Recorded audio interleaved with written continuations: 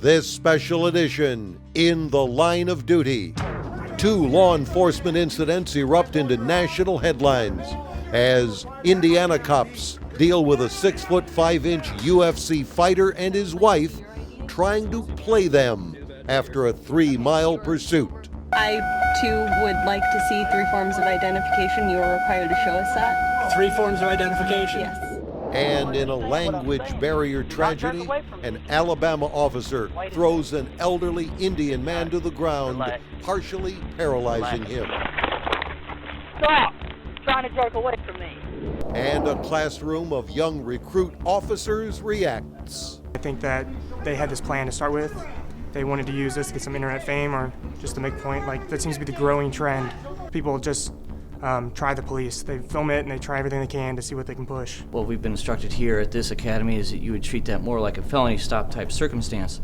And you'd have a larger distance from the vehicle. You'd be giving your commands from the rear of your vehicle for them to get out and back towards you.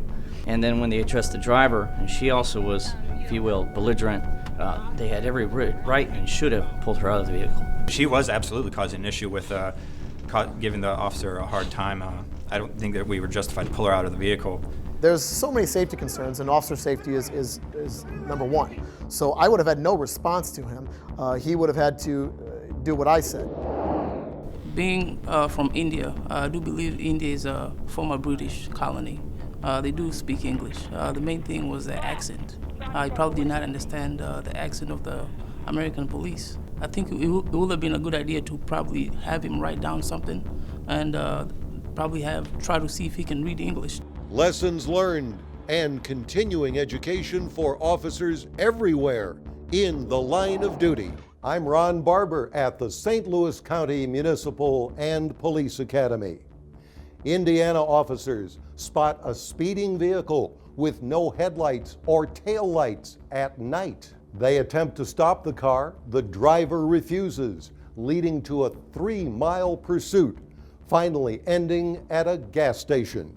What happened next made international headlines and opens up all sorts of opportunities to ask, what would you do?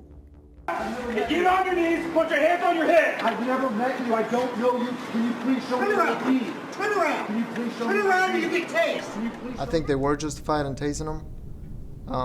Right at the end, before they tased him, he turned around and he put his hands down and he took a slight step towards them, and I think that caused a reaction for the officer to tase him.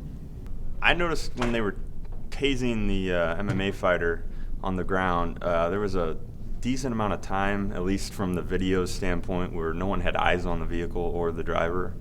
And as you could tell from her movement, we like to call it furtive movement, but she was all over the place. I mean, if somebody did have eyes on her, she was moving enough just in and of itself to pull her out of the vehicle.